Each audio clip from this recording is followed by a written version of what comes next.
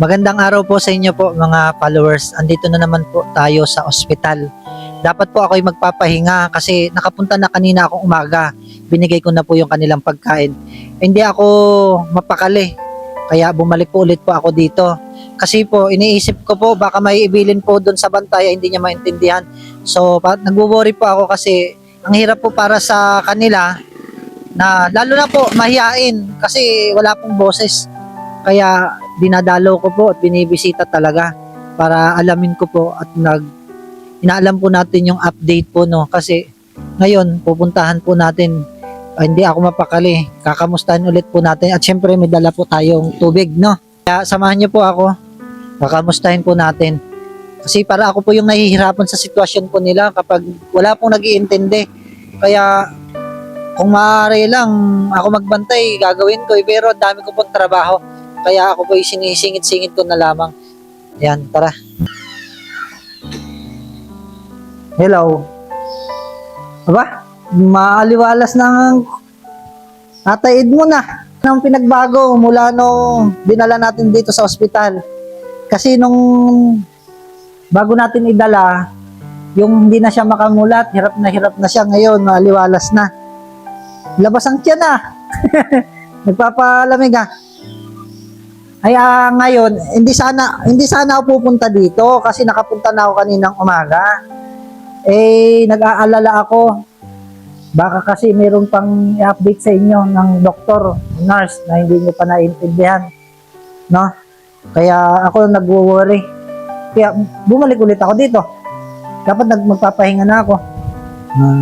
Nakakabangon ka mag-isa na. Ha? Sige nga, subukan mo nga. Kung kaya mo.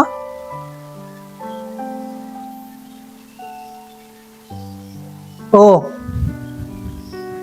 Kasi nung nakaraan, di po siya, hirap siya. Ngayon medyo nabalik-balik na, utay-utay na nakaka-recover.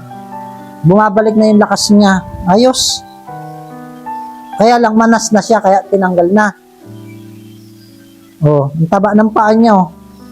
Kaya tinanggal na, manas na. Yun nga, tinanggal muna. Parito ka, nanay. Parito ka, dali. Na. Anong ginagawa mo sa loob? Naglalaba? Naguhugas? Ha? Parito ka. Nakakatayo ka na. Sige nga.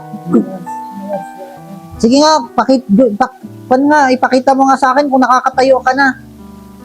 Oh, sige, dandahan lang. Oh. Oh. Kasi nung nilabas natin sa kanilang bahay, hindi na siya makatayo. Dalawa na yung naghahawak sa kanya, tingnan nyo, nakakatayo na. O, harap ka doon, Brad. O, harap ka doon. O, makaway ikaw. O, taas mo nga kamay mo. O. O. Ayos. O, sige, upo na ikaw. Ayos. Igaganon-ganon mo din para exercise, no? Tuwa ka na sana kanina, kala mo lalabas na kayo. Kasi tinanggalan na. Hindi pa. Pero pupunta muna ako dun sa nurse station, tatanungin ko, no? Mas may gamot pa siyang iniinom. Nasunod naman sa pag-inom ng gamot. Oh, nawala na yung paninilaw niya. Kasi dinala siya dito, ang dilaw-dilaw niya, oh. Wala na, oh. Oh. Tingnan nyo. Nung dinala po natin dito, ang dilaw niya po. Ngayon, oh. At maliksin ang katawan mo.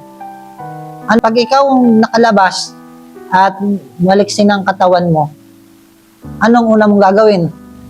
Ayun, aalagaan niya daw yung 3 niyang anak.